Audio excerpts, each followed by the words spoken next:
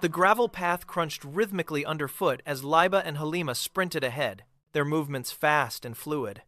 Sunlight spilled over the trees, casting long, sharp shadows across the walkway that stretched deep into the park. The air moved past them in a warm rush. Suddenly, Halima skidded to a halt, her heels digging into the loose stone. She leaned forward, pointing at a single, vibrant speck of red vibrating against the gray path. Laiba pulled up beside her, breath hitching, and followed the line of her sister's finger.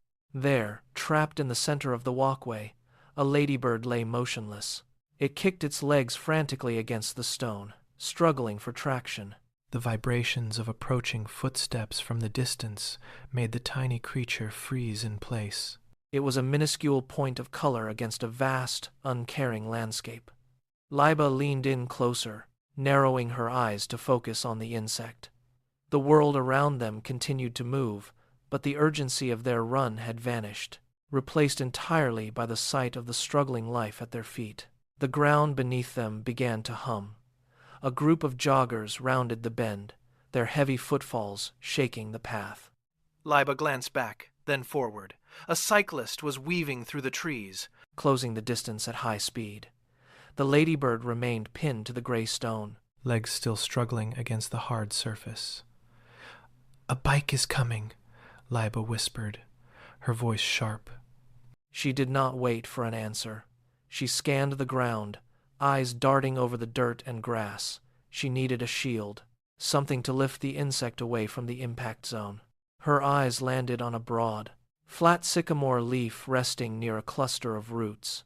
She lunged for it, grabbing the stem.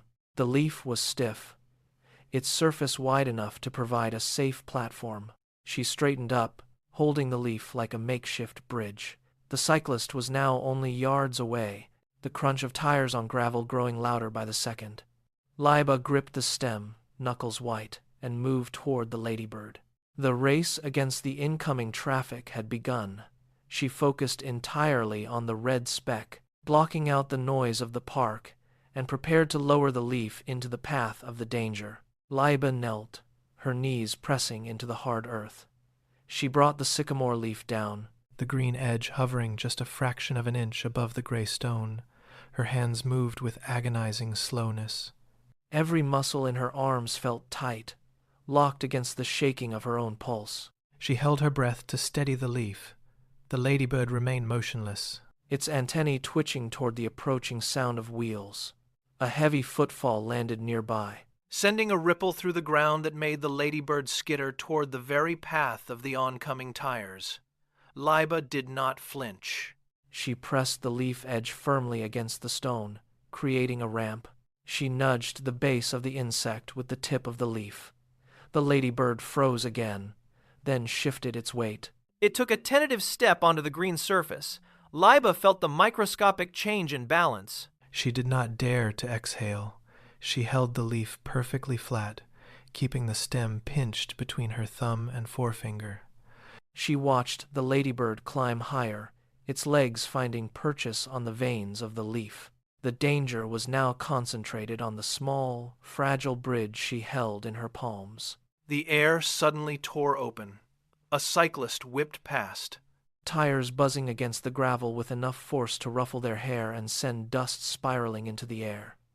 Laiba stood frozen, her arms rigid, keeping the leaf perfectly level despite the sudden gust. She felt the ladybird shift, its tiny legs clinging to the veins of the leaf as the wind pulled at them. Halima stepped back, planting her feet firmly to block the path, ensuring no other passers-by would stumble into their space. They did not move until the bike was a fading hum in the distance.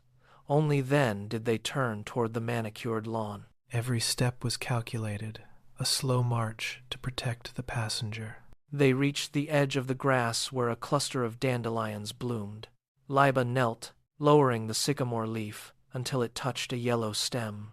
The ladybird tapped its antennae against the green surface, then crawled forward onto the flower. It paused, unfolded two translucent wings, and buzzed into the air.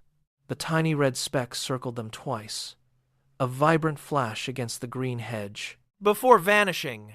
Laiba lowered the empty leaf, her hands finally relaxing as the tension drained away. Dad reached them, wiping sweat from his forehead.